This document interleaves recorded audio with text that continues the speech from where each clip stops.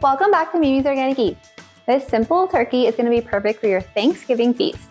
It's quick and easy to prepare, and it's going to give you a super flavorful turkey that's going to go so well with all your favorite side dishes. So if you've been timid about cooking turkey before, do not worry, I'm going to walk you through step by step. So let me show you guys how to make it. So first you want to make sure that you have your turkey completely thawed before cooking it. Then we're going to preheat our oven to 325 degrees. So now we're going to make our herb butter rub. So I just have 113 grams of softened butter here, and I'm using salted butter. If you guys want to use unsalted, that's fine too, just add a little bit more salt to this. So next we're just going to add in 1 teaspoon of dried rosemary, thyme, and sage. Next we're going to add in 1 teaspoon of salt and 3/4 teaspoon of pepper. Now we're just going to mix this together until the butter is completely combined with all the herbs and spices.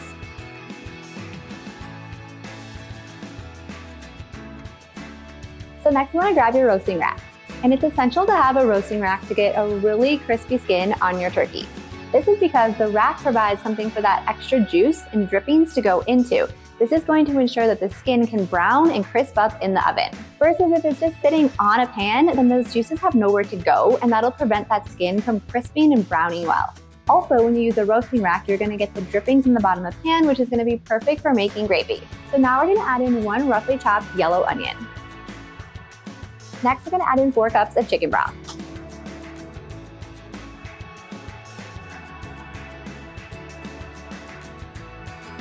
Now we're going to set this aside for a minute, and it's time to take the turkey out of the fridge.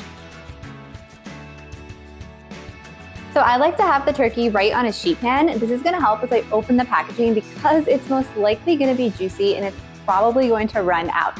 So it'll help save cleaning up your counter.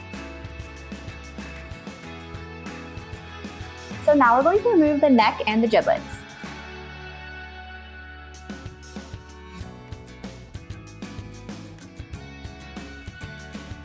Some turkeys will also have a little plastic piece that looks like this. This is what holds the legs together when they're frozen. So you want to make sure that you find this and remove it.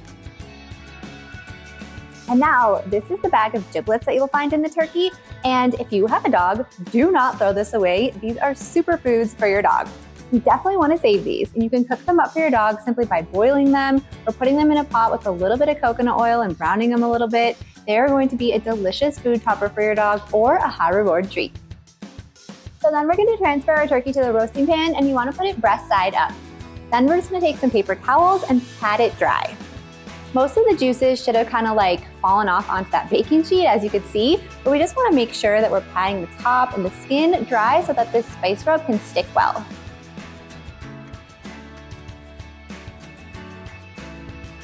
So then you're going to take your hands, and starting at the neck, we're going to work our way under the skin. And we're going to take our herb butter and we're going to add about half of it underneath the skin.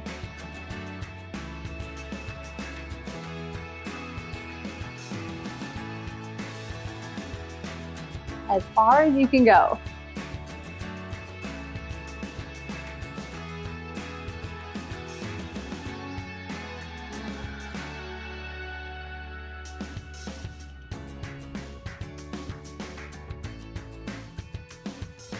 Then we're going to take the remaining herb butter and just spread it all over the skin.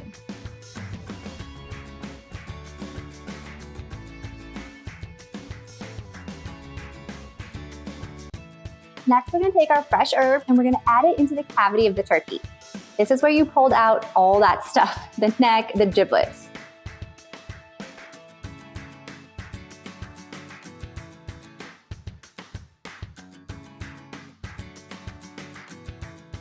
And then we're going to tent the turkey with foil. This is going to ensure that the turkey doesn't burn or brown too much before it's fully cooked.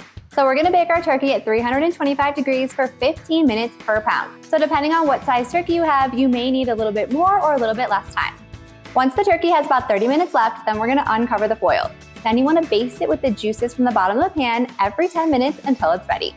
Always make sure your turkey is done by checking it with a meat thermometer. It should be 165 degrees. And now we have a delicious roasted herb butter turkey. If you guys enjoyed this video, be sure to drop a like and leave a comment below. And if you want more holiday recipes just like this, be sure to hit that subscribe button and join me next time in the kitchen. Happy Thanksgiving from my kitchen to yours.